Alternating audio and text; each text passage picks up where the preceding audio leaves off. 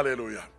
Alors depuis le début de l'année, le Seigneur nous a relâché une parole prophétique sur nos vies pour dire que cette année est une année d'abondance et de témoignage.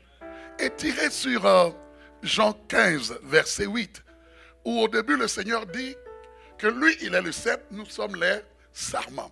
Il dit que celui qui demeure en lui, et en qui lui, il demeure, celui-là porte beaucoup de fruits. C'est ça l'abondance. Il porte beaucoup de fruits. Et il devient plus explicite en disant, au fait, quand je dis cela, tu te poses la question, mais comment Christ peut demeurer concrètement en moi? Et au verset 7, il dit, celui qui demeure en moi et en qui mes paroles demeurent, car au commencement, lui, il est la parole.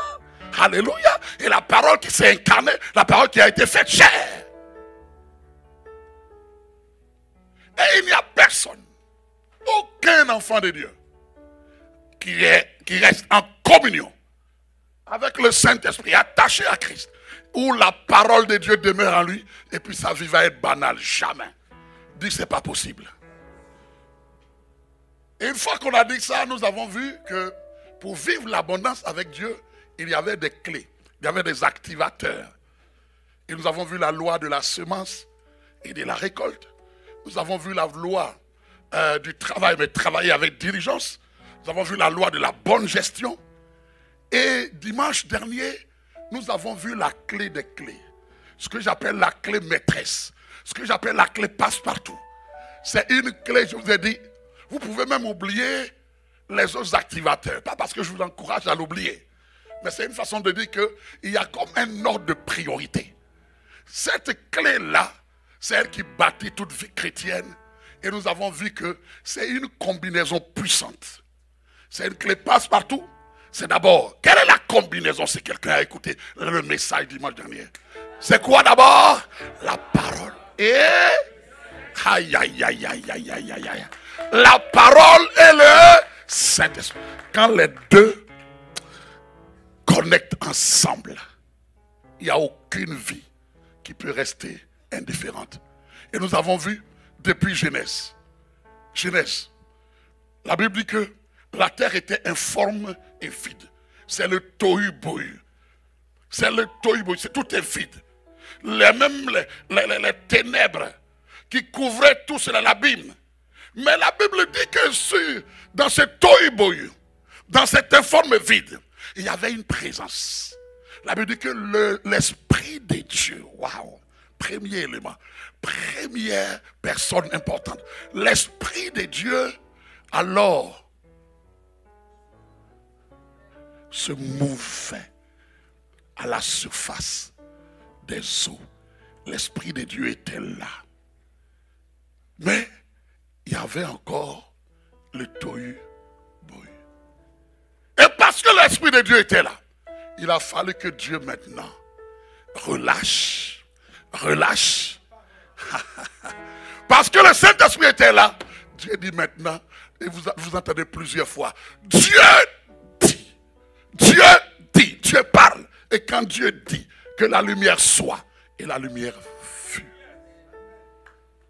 Et je vous ai dit ceci. Même la naissance de Jésus a obéi. C'est la même clé qui a fait la naissance de Jésus. L'ange Gabriel est venu donner une parole. Marie, tu seras enceinte. Tu deviendras enceinte. Une parole. Une parole. Veille sur les paroles prophétiques que tu as reçues. Veille sur la parole que tu as reçue. Accueille.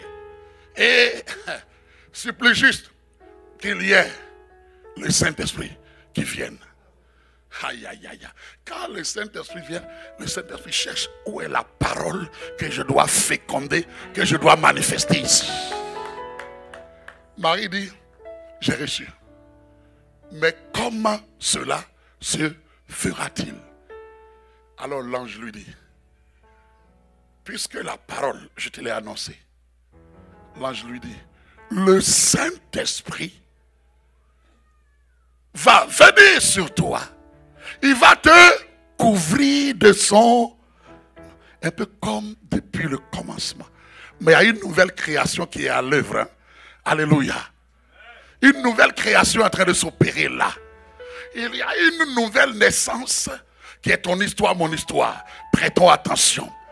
Voilà pourquoi la nouvelle naissance opérera toujours, parce que tu entendras une parole et le Saint-Esprit rend la parole vivante dans ta vie. Amen. Il n'y a pas de nouvelle naissance s'il n'y a pas de parole et qu'il n'y a pas l'agir du Saint-Esprit. Jésus dit, les paroles que je vous dis sont esprit et vie. Ce n'est pas une théologie vide. Ce n'est pas un discours vide. Et nous avons vu aussi que la parole qui a été faite chair, ce Jésus lui-même, malgré qu'il soit né de façon miraculeuse, jusqu'à 30 ans, on voit la parole incarnée, marchant dans les rues de Nazareth, en Galilée. Qu'est-ce qu'on disait de lui? Il n'y avait rien qui impressionnait. On disait de lui, c'est le charpentier. Si on veut parler de lui, on parlait juste de, peut-être qu'il fait très bien son travail. Jusqu'à 30 ans, il n'y a rien. Et pourtant, c'est la parole faite chair qui était en train de marcher au milieu des hommes. Les malades étaient là. D'autres mouraient dans leur maladie. Les démons festoyaient. La parole faite chair est là. Jusqu'à 30 ans, rien. Mais,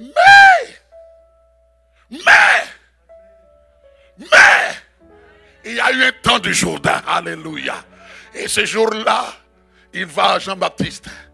Et lorsqu'il est plongé et qu'il sort de l'eau, la parole faite chair, Dieu dit la clé des clés, il faut qu'il y ait la parole, il faut qu'il y ait le Saint-Esprit. Et ce jour-là, lorsqu'il sort de l'eau, le Père maintenant voit le Saint-Esprit sur lui. Et dès qu'il sort de là, il entre dans la synagogue. Il prend le rouleau d'Ésaïe 61. Et ce jour-là, il dit, l'Esprit du Seigneur est sur moi. Car il m'a oué. Alléluia. Tout commence là. Il m'a oué pour annoncer une bonne nouvelle aux pauvres. Il m'a envoyé pour guérir ceux qui ont le cœur brisé. Pour libérer les captifs. Pour envoyer libre les opprimés. Waouh! Là, il dit aujourd'hui, cette parole s'est accomplie. Parce que la parole et le Saint-Esprit se sont retrouvés. Aïe, aïe, aïe, aïe. Et dès cet instant, les gens à Nazareth, même les malades, disent, wow, sort. Amen. Les démons sont obligés de dire, qu'y a-t-il entre nous et toi, Jésus de Nazareth? Il y a changement. Quand il y a la parole et le Saint-Esprit ensemble, c'est la clé des clés. Pray. Une vie chrétienne. Tu veux savoir comment quelqu'un va spirituellement? Demande-lui. Comment va sa vie? Par rapport à la méditation de la parole. Et comment va sa vie de prière, c'est-à-dire l'intimité, la communion, la koinonia avec le Saint-Esprit. Quand ces deux facettes-là vont, il n'y a rien à faire. C'est une personne qui a rendez-vous avec la maturité spirituelle. Je veux entendre amen.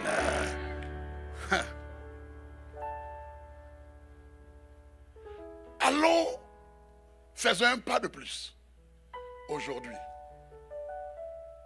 Puisque nous parlons d'années d'abondance et de témoignage. Dans la même dynamique de la clé des clés, la parole et le Saint-Esprit. Je vous pose la question aujourd'hui, et c'est le thème, le titre du message, de l'enseignement aujourd'hui. Comment réussir avec Dieu? Qui est-ce qui veut réussir avec Dieu? Waouh! Je vois presque toutes les mains. En tout cas, quelqu'un qui est ici qui n'a pas levé les mains. Je ne sais pas qu'est-ce que... Honnêtement. Mais honnêtement, tu fais quoi ici? Mais c'est sérieux. Vous savez, nous devons être dépouillés de toute religiosité, les habitudes religieuses. Non. Qui veut réussir avec Dieu? C'est important. Mais je vais vous dire une chose. Quand dans le monde, nous disons que quelqu'un a réussi, en général, quels sont les critères ou les standards que nous mettons en avant pour dire que la personne a réussi? Dites-moi. Dites-moi.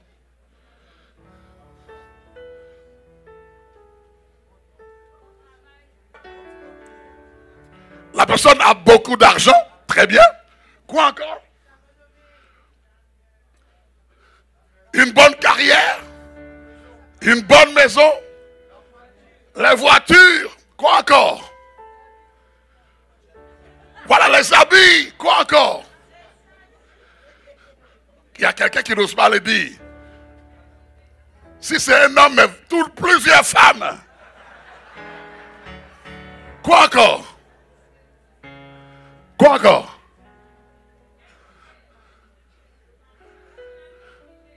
Son avion privé.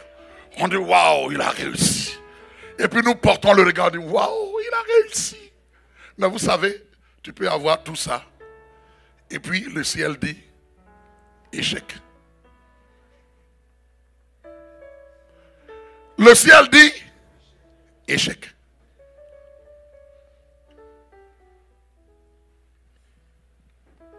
Parce que le ciel ne mesure pas la réussite selon les standards du monde. Vous savez, Dieu nous étonne toujours. Il a permis qu'un homme avec qui Dieu a fait affaire, il s'appelle Salomon. C'est-à-dire Dieu l'a amené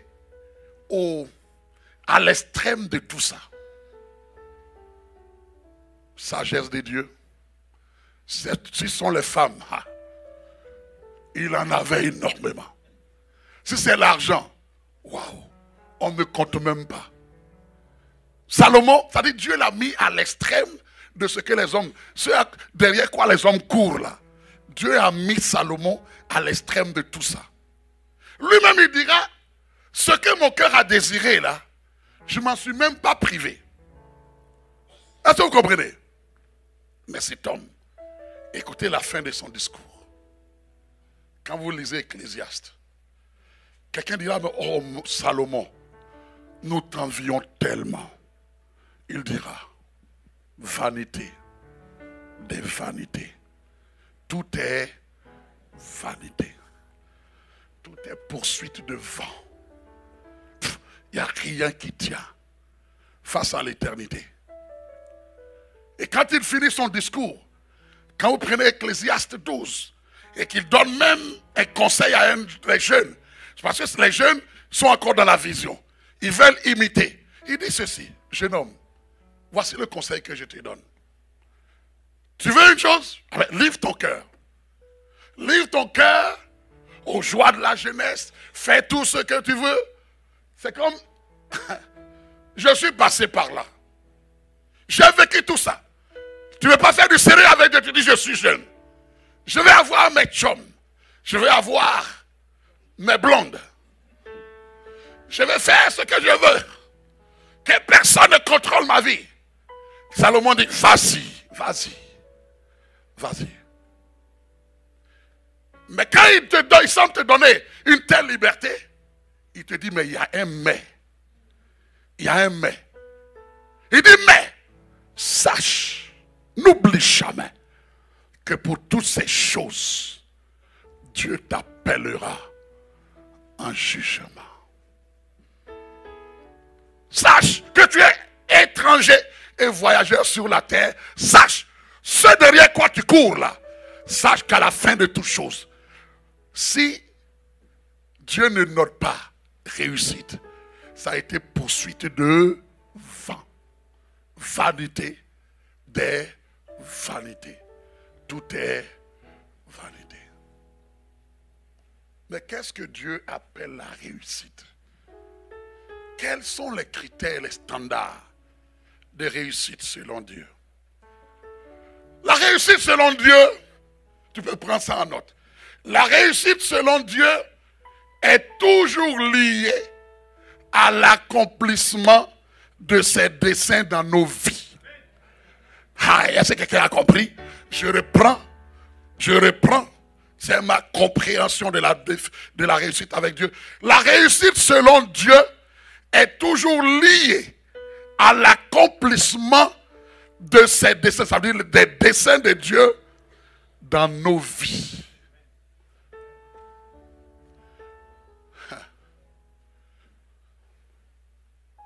Dites-moi, est-ce que Jésus a réussi sa vie? Est-ce que tu es convaincu de ça? Il avait un jet privé, hein, c'est ça?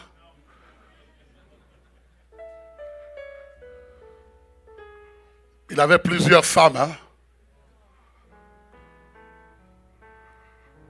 Comment il a fini?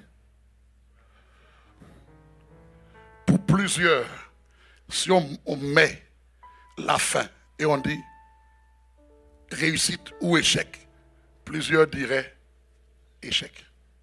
C'est pour vous dire que Dieu n'analyse pas, ne note pas la réussite selon Dieu, selon les standards qu'on nous a enseignés depuis que nous sommes nés.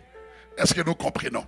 Parce que lorsqu'il nous dit, dans Jean 19, verset 30, quand il nous dit ce mot, tetelestai, qui veut dire tout est accompli. Tout a été fait parfaitement. Les propos pour lesquels je suis venu sur cette terre, je l'ai accompli parfaitement. Amen. Et quand il dit tout est accompli, ça dit c'est mission accomplie, c'est réussite totale. Est-ce que quelqu'un peut dire amen? C'est ça la réussite selon Dieu. Il y a un dessein. Tu es né pour un propos. Paul dira que Dieu nous a, c'est par la grâce que nous avons été sauvés. Hein? Par le moyen de la foi. Afin que personne ne se glorifie. Mais il nous dira que Dieu, en fait, pourquoi il nous a sauvés? Parce qu'il a préparé des œuvres d'avance. Oh, il a préparé déjà un couloir. Il a préparé un chemin par lequel tu dois passer et que tu dois accomplir. C'est à la fin, lorsque tu accomplis ça, le ciel peut dire mission accomplie. Tu as réussi.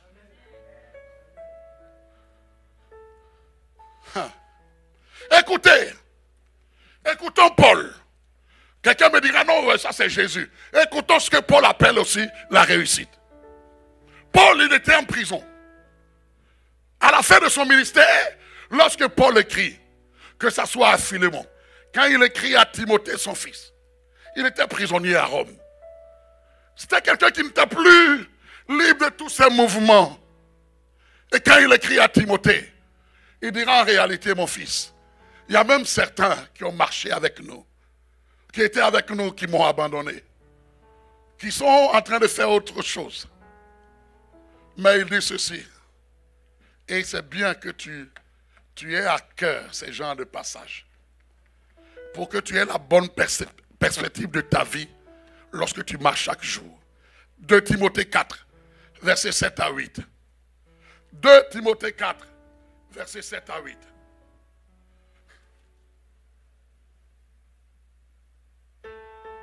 Paul dit à Timothée, c'est un peu comme des paroles testamentaires.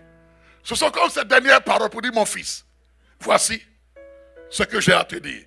Il dit, j'ai combattu le bon combat. Il y a un bon combat, amen. Quel combat tu combats toi chaque jour de ta vie? Tu combats quoi? Qu'est-ce qui te fait courir?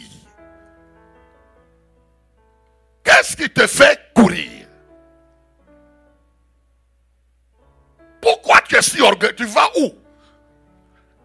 Quel chemin tu as pris? Ça te mène où? Quel est l'apport par rapport au ciel? Paul dit, j'ai combattu le bon combat. Il nous donne des clés. Hein. Premièrement, il faut combattre le bon combat. Parce que tu peux avoir des épreuves là, des difficultés, parce que tu as pris un chemin où Dieu n'est pas là-bas. Est-ce que tu comprends? Ah, bah, je t'ai appris pour moi où tu étais. Est-ce que Dieu t'a envoyé là-bas? Dieu ne lit pas tous les combats. Hein. Il combat pour toi quand tu es en train de marcher dans ses voies. Tu vas prendre des voies détournées. les démons t'ont eu là-bas, en train de miner ta vie. Tu dis, oh, si Dieu était, Dieu dit, non, je suis. Sauf que tu faisais quoi là-bas? Tu t'es pas envoyé. Est-ce que quelqu'un comprend? Il dit, j'ai combattu le bon combat. 1. 2. J'ai achevé la course. C'est important. Il y a 1, combattre le bon combat. 2, achever la course. Parce que beaucoup ont commencé la course, mais n'ont jamais achevé. Oh, combien de gens. Je me souviens, il y a plusieurs années en arrière, nous avons commencé dans le Seigneur. Combien de gens qui ont juste cheminé un peu, et puis après qui ont abandonné le Seigneur. Et je ne sais pas si c'est moi qui observe cela. Vous savez, il y a des gens qui étaient chrétiens, des personnes chrétiennes, qui avaient même des dons, qui avaient une grâce de Dieu. Et vous n'avez pas remarqué que quand ces personnes-là se détournent, qu'elles vont dans le monde, on a l'impression que elles vont même plus profondément dans les ténèbres que les gens même qui n'ont jamais mis les pieds à l'église. Est-ce que vous comprenez? Ou bien c'est moi qui ai observé ça? Mais vous savez, en arrière, il y a quelque chose. J'ai fait une observation. C'est parce que même le monde des ténèbres se dit que cette personne-là, hier, avait été éclairée, a connu l'autorité qui est dans le nom de Jésus. Donc là où aujourd'hui elle est venue ouvrir des portes, et puis nous avons la main sur elle, il ne faut pas jouer avec elle, de peur que de suite ses yeux s'ouvrent et qu'elle retourne nous combattre demain. Donc c'est comme il y a une concentration d'esprit, de débauche, d'impureté. Parce qu'en elle, on discerne qu'il y a quelque chose, il y a une grâce, il y a une lumière qui aujourd'hui peut-être ne brille pas. On dit, il ne faut pas qu'elle ait les yeux ouverts, il faut la maintenir. Donc, ces personnes s'en vont même très loin dans le péché. Mais mon cri de cœur pour une telle personne, quel que soit là où tu es, la parole de Dieu dit, car là où le péché abonde, la grâce de Dieu surabondera. Je déclare que la grâce de Dieu surabonde dans la vie d'une personne.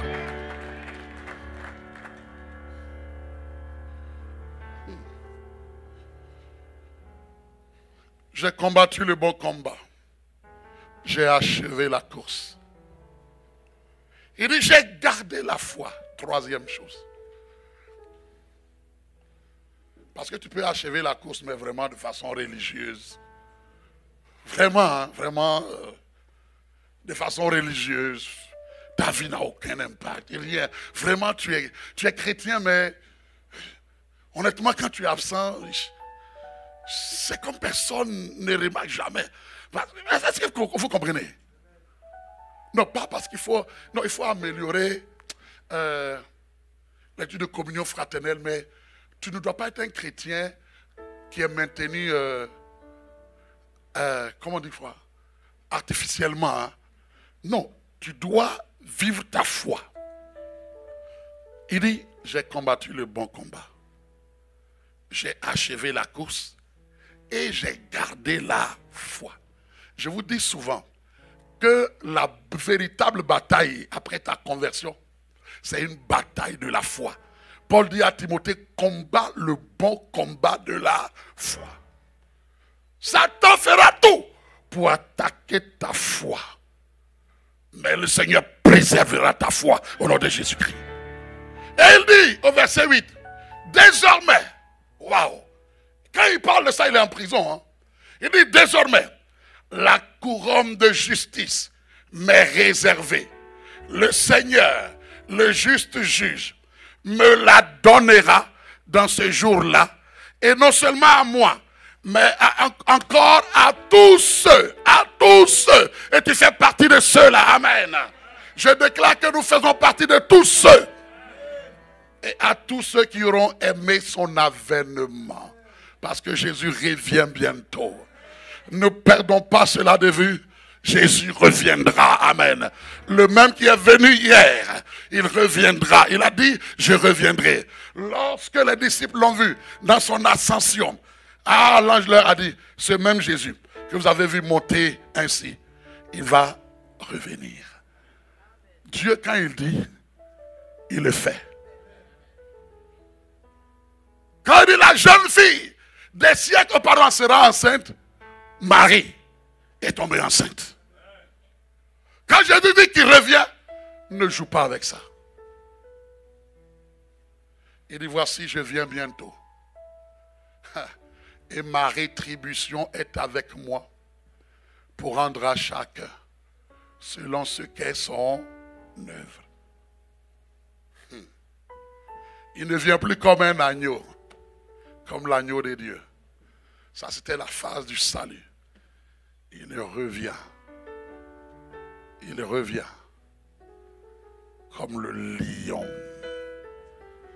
de la tribu de Juda. Il revient. Le rugissement fait trembler. Même Jean,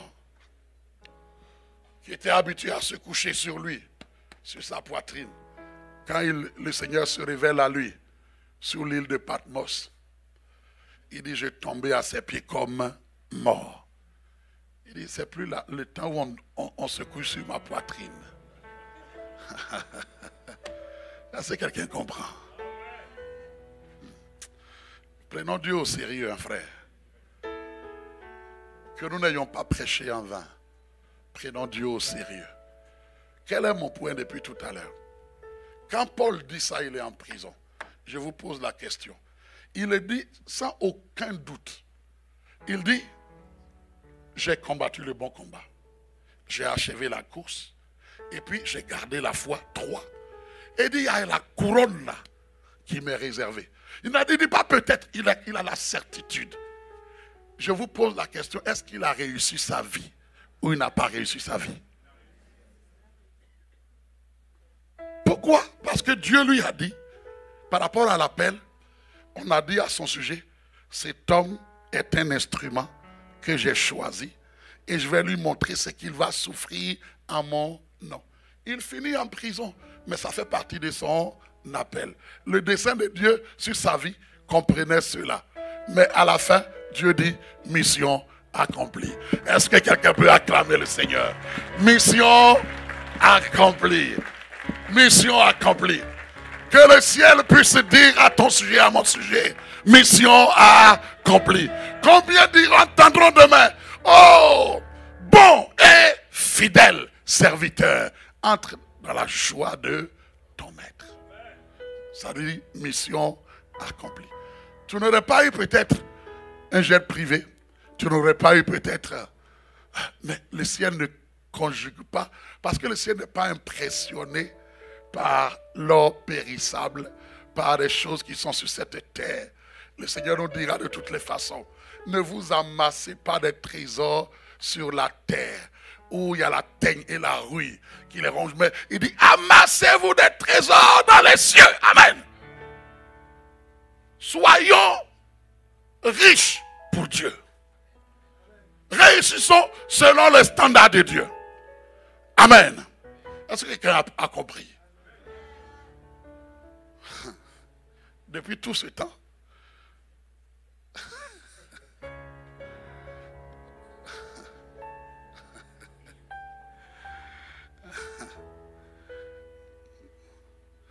depuis tout ce temps, je suis juste.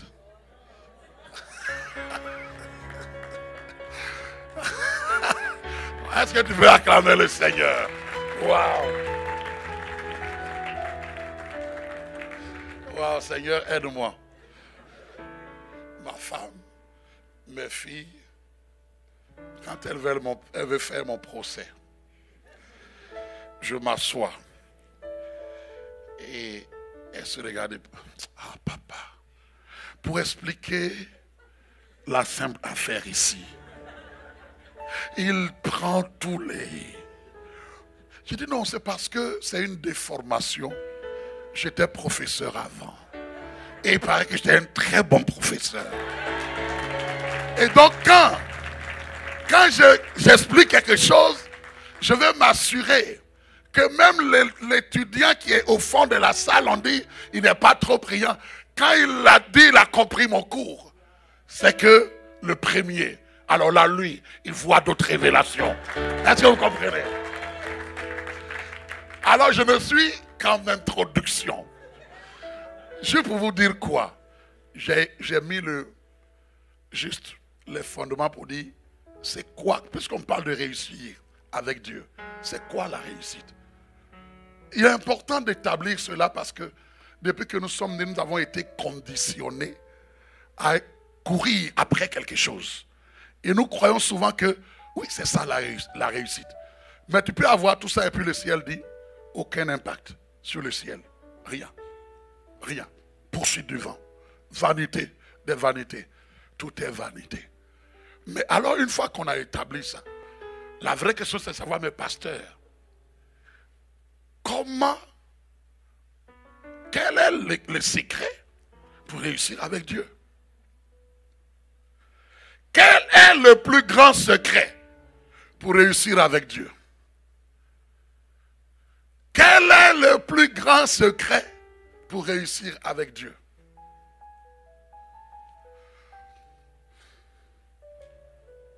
Alléluia.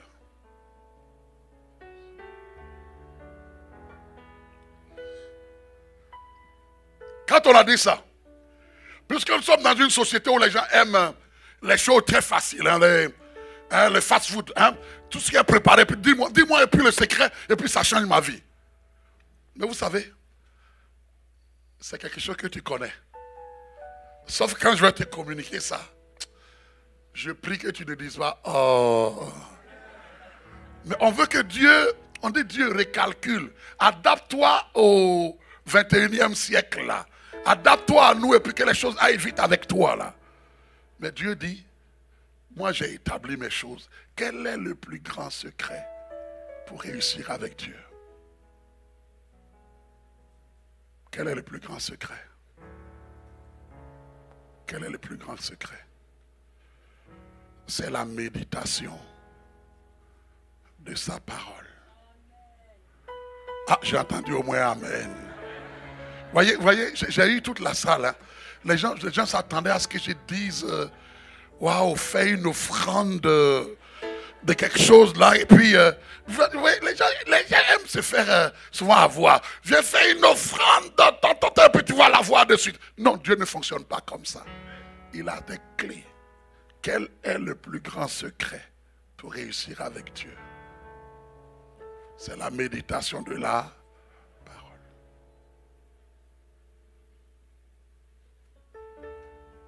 Peut-être les dimanches qui suivront, je vais vous décliner comment on médite la parole.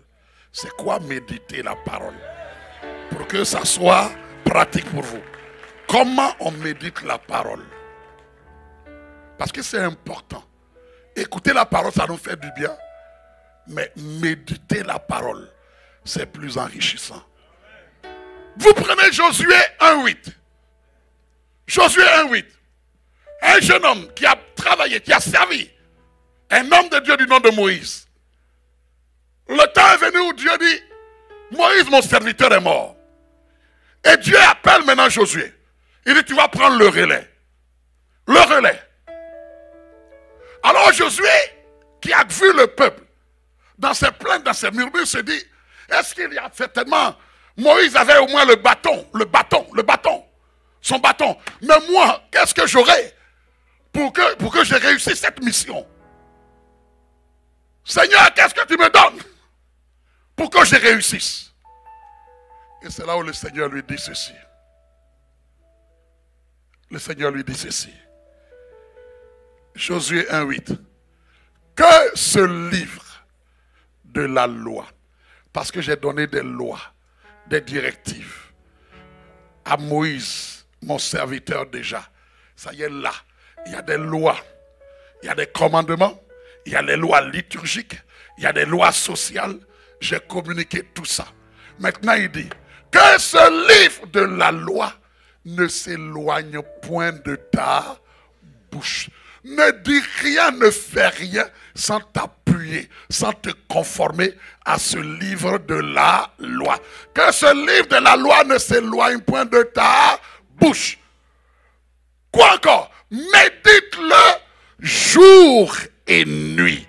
Médite-le, médite-le, dis ce matin, médite-le, médite-le, médite-le, médite-le, dis-le avec ferveur. C'est ça le secret. Le secret est là, frère. Ne soyons pas une génération de chrétiens qu'on séduit. Dieu ne fait rien, il ne va rien, il ne va pas contourner sa propre parole. Il dit, médite le jour et nuit pour agir fidèlement selon tout ce qui est écrit. Médite pour agir fidèlement selon ce qui est écrit. Il dit, c'est alors que tu auras du succès dans tes entreprises. Qui veut avoir du succès dans ses entreprises? La clé est là. Il dit, c'est alors que tu réussiras.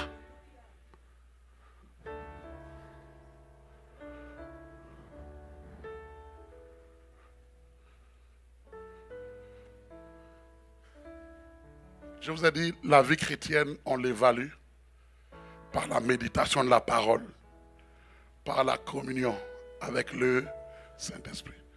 Je ne peux pas vous dire autre chose. J'ai envie de vous dire, je ne vais pas vous blaguer. Non. Si tu es consistant et que ta vie doit étirer, c'est parce que la parole demeure en toi. Amen. Je n'ai rien de plus que vous. C'est le même Saint-Esprit. Mais croyez-moi, jeune chrétien, j'ai pris au sérieux la parole de Dieu.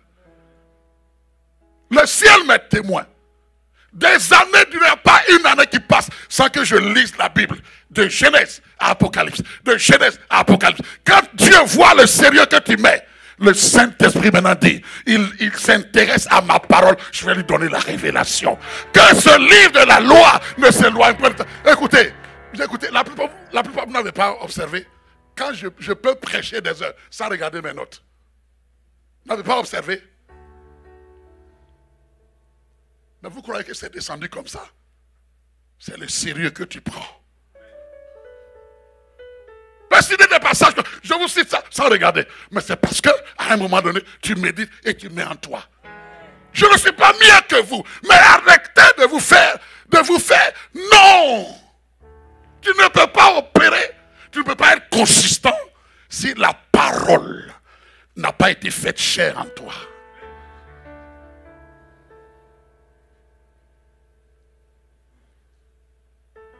Et quelqu'un me dira, non, c'est Dieu qui a dit à Josué. C'est une fois. Est-ce qu'il y a d'autres témoignages dans ce niveau? Le psalmiste dit, écoutez-moi. Écoutez-moi. Le psalmiste, il dit même avant de lire les psaumes, avant de lire ma vie, ma propre expérience de vie. Écoutez comment je commence. Il dit, heureux l'homme. Il dit bien d'abord, heureux l'homme. L'homme qui ne marche pas selon le conseil des méchants. 1. Il ne marche pas. 2. Qui ne s'arrête pas sur la voie des pécheurs. Au début, il marchait, mais son histoire, c'est que maintenant, il est arrêté. Sur la voie des pécheurs. 3. Qui ne s'assied pas. Un homme en mouvement est maintenant assis. Est-ce que vous comprenez? Qui ne s'assied pas en compagnie des moqueurs. Mais pourquoi il est heureux? Ça, c'est la portion négative. Pourquoi il est heureux? Mais dit cet homme-là, pourquoi il est heureux? Mais un homme qui médite. Mais qui médite la parole. Encore la même chose. Mais qui médite la parole jour et nuit. Mais qui médite la parole. Tu veux que je te dise autre chose? Comment réussir avec Dieu? Mais le secret est là. Il dit, il est comme un arbre planté près d'un courant d'eau, qui donne son fruit en sa saison, dont le feuillage ne se flétrit point. Tout ce qu'il fait, lui, voilà la réussite de Dieu. Ah. La même chose. Dieu finit toujours en disant, tu réussiras. David dit, voici comment on réussit. Il est comme un arbre planté près d'un courant d'eau, connecté à la source, continuellement.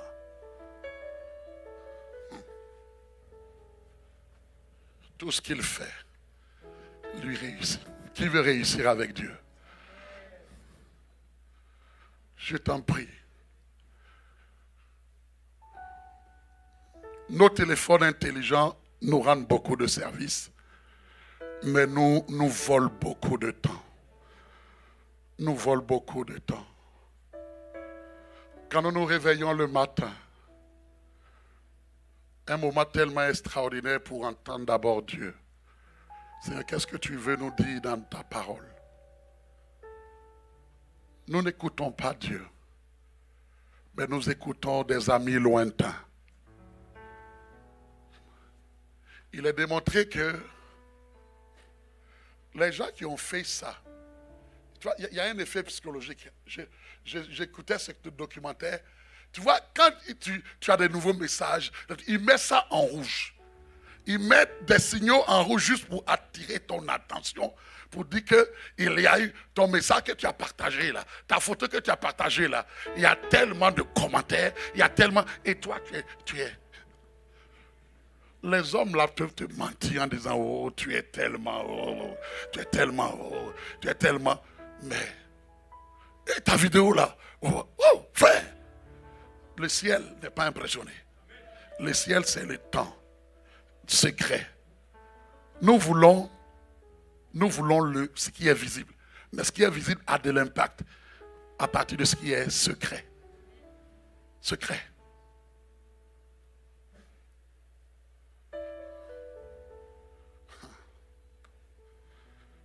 C'est le plus grand secret. Mais quel est donc ce trésor pour finir aujourd'hui? Waouh!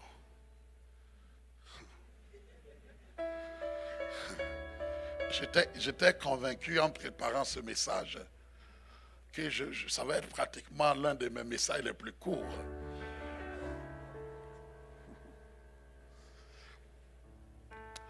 Quel est donc ce trésor caché dans la méditation de la parole de Dieu? Pourquoi Dieu nous pousse à aller méditer la parole de Dieu? Quel est le trésor qui est caché dedans? Quel est le trésor? Pourquoi Dieu nous pousse à aller méditer la parole de Dieu? Pourquoi la réussite de ta vie, de ma vie, est liée à la méditation de la parole de Dieu? Prenez Proverbe 25, 2. Sachez une chose, derrière chaque loi, derrière les lois ou principes que Dieu donne, se cache la sagesse de Dieu. Est-ce que vous comprenez? Derrière les lois ou les principes que Dieu communique, Dieu donne, se cache la sagesse de Dieu.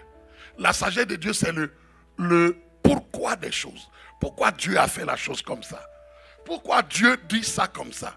Pourquoi Dieu fait ça comme ça? La sagesse de Dieu. Proverbe 25, 2 nous dit, la gloire de Dieu.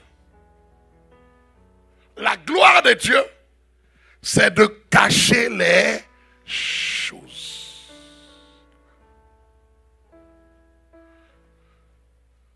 La gloire de Dieu, c'est de cacher les choses. Et la gloire des rois, de ceux qui veulent régner, de ceux qui veulent dominer dans leur couloir. La gloire des rois, de ceux qui sortent de l'ordinaire. La gloire des rois, c'est de faire quoi? C'est de les sonder. Sonder, ça veut dire aller fouiller, aller creuser, aller en profondeur, questionner le pourquoi des choses. Frère, les choses les plus précieuses, les métaux précieux, selon ce monde-là, ne se ramasse pas sur l'asphalte, sur le goudron là. Même les métaux les plus précieux, Dieu les a cachés à l'intérieur de la terre. Il faut que nous comprenions. Hein. Même pour extraire le pétrole, ce n'est pas juste là. Il faut creuser. Pour extraire l'or, les diamants et tout ça, il faut creuser. Il faut sonder. D'autres ont des sondes, des études. Ils vont faire des études pour dire ici, à cause de la qualité de l'eau, il semble qu'il y a peut-être du pétrole quelque part. Ils sondent, ils vont faire des études et ils vont creuser. Vous savez, il y a une sagesse de Dieu qui est cachée lorsque tu es en train de sonder. De sonder. La gloire de Dieu, c'est de cacher les choses. Et la gloire des rois, la gloire de ceux qui veulent régner, c'est de sonder. De sonder, c'est dans le secret. Aller en profondeur. Laissons les surfaces. Laissons la légèreté. Laissons les limitations. Allons en profondeur. Aïe, aïe, aïe, aïe, aïe. Non, tu peux acclamer le Seigneur. Ah.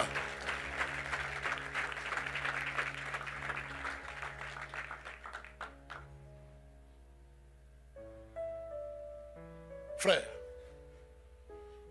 de toi à moi, tu as un appel sur ta vie. Je suis d'accord. Mais dis-toi, pourquoi les gens t'écouteraient toi et pas quelqu'un d'autre? C'est la question que tu dois te poser. Parce qu'autant que nous sommes, chacun de nous a un appel sur ta vie. Hein.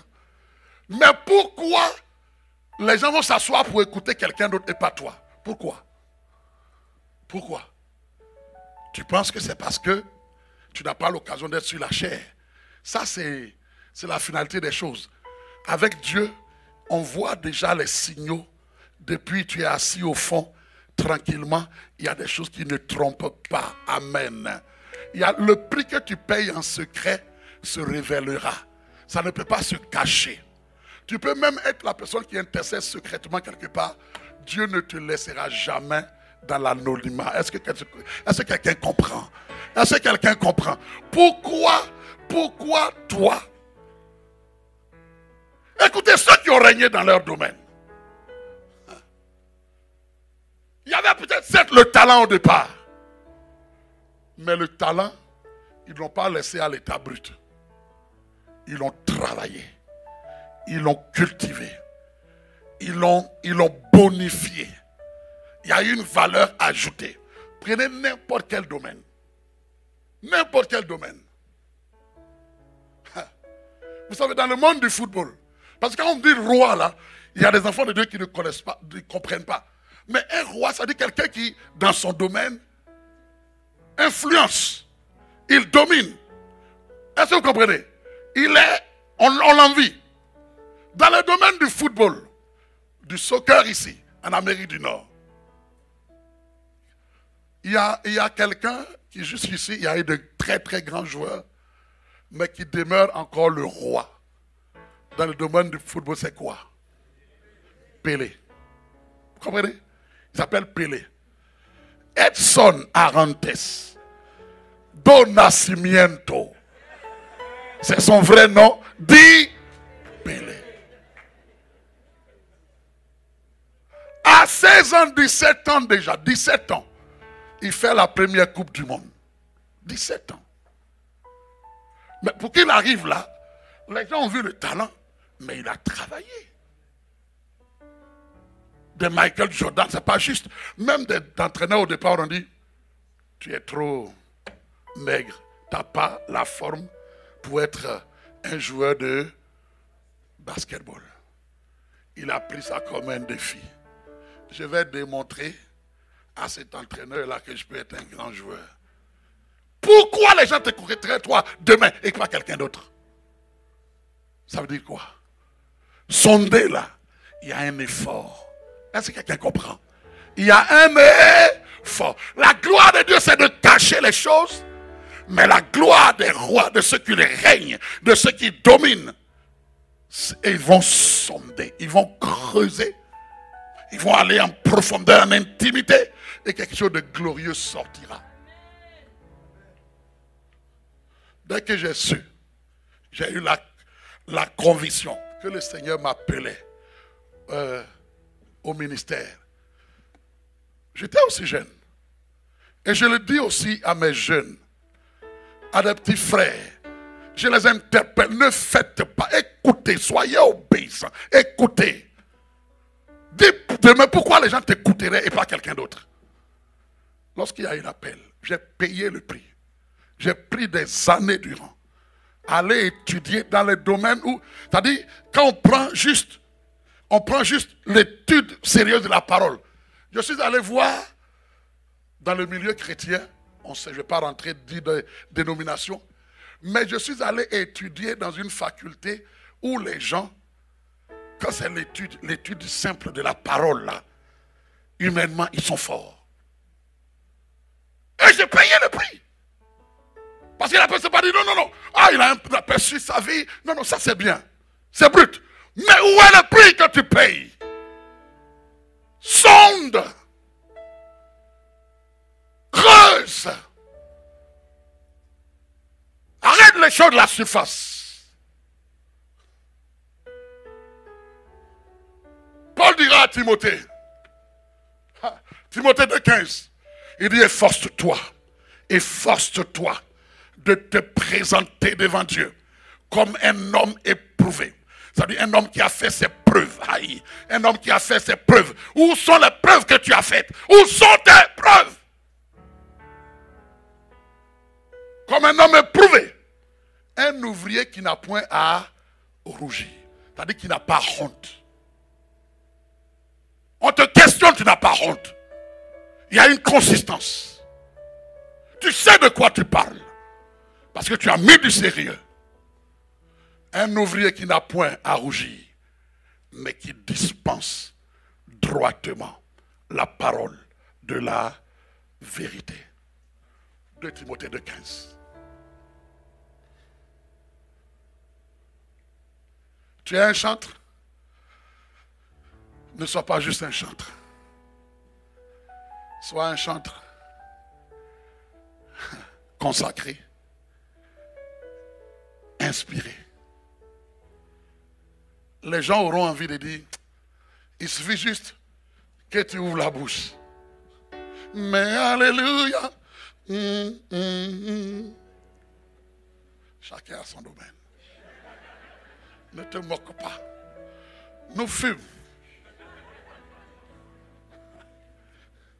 Il y a de moi, j'ai dit à mon, on dirait que quand j'étais jeune, je chantais bien quand même. Mais c'est parti. Nous fûmes. Mais qu'est-ce que je veux dire? Prenez, il y a des exemples pratiques au milieu de nous. Notre frère Joseph Moussio, connu quand même dans la grande famille impactante chrétienne. Mais il paye un prix. Il y a l'obéissance. Il paye un prix. Il y a la consécration. Tu le vois, tu sais que c'est pas, il ne veut pas chanter pour chanter. Il veut communiquer un message. Et quand tu payes ce prix, crois-moi, demain, ta vie ne peut pas rester dans la foule. Est-ce que je me fais comprendre? Et c'est mon cri de cœur. Nous voyons des jeunes gens, des bien-aimés ici. Ils ont un bon dépôt. Travailler. Aller prendre des coups, travailler encore le côté, toute la dimension vocale. Mais le prix, paye le prix. À un moment donné, non seulement tu payes le prix, c'est-à-dire sur le plan technique, tu maîtrises la chose. Et spirituellement, tu cherches Dieu. Quand tu viens dire, mais alléluia, à peine tu commences, il y a l'onction qui descend. C'est ça la différence. Est-ce qu'on peut acclamer le Seigneur? La gloire de Dieu, c'est de cacher les choses. La gloire des rois, ceux qui veulent régner, ceux qui veulent dominer, ils ne restent pas à la surface. Ils sondent, ils payent le prix. Ils vont en profondeur.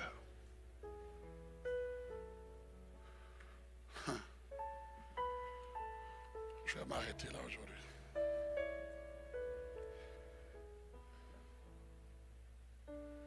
La réussite avec Dieu. Vous savez, un seul don dans ta vie que Dieu fait éclore avec l'onction, un seul don peut te propulser, tu n'as aucune idée. Un seul don. Salomon a juste demandé la sagesse. La sagesse. La sagesse. Dieu a dit, comme tu as demandé la sagesse pour conduire mon peuple, demandons toujours des choses qui vont répondre aux besoins de Dieu. Ne demandons pas pour notre satisfaction. Demande pour être une réponse de Dieu pour l'humanité. Ça plaît à Dieu. Parce que tu as demandé, tu n'as pas demandé la mort de tes ennemis. Tu n'as pas demandé des richesses pour dire, je suis bien. Mais parce que tu as demandé la richesse pour t'occuper de mon peuple. Non seulement je te donne la sagesse, mais je te donne les richesses. Un seul don. Un seul don. Le don d'un homme ou le présent d'un homme lui ouvre l'accès même jusqu'au roi. Est-ce que vous comprenez? Tu peux être une très bonne cuisinière. Tu fais très bien la cuisine. Tu mets le paquet, tu mets le cœur. Tu ne vas pas rester au niveau des amis. Ce que tu sais faire là parlera demain dans le monde. Est-ce que quelqu'un comprend? Un seul don qui est sondé, qui est travaillé, tu ne peux pas passer inaperçu. N'enfouis pas le don. N'enfouis pas. Travaille-le. C'est mon cri de cœur. La réussite avec Dieu. Médite la parole. Pourquoi méditer la parole? Derrière la parole, il y a un secret. Il y a des secrets que Dieu va te révéler.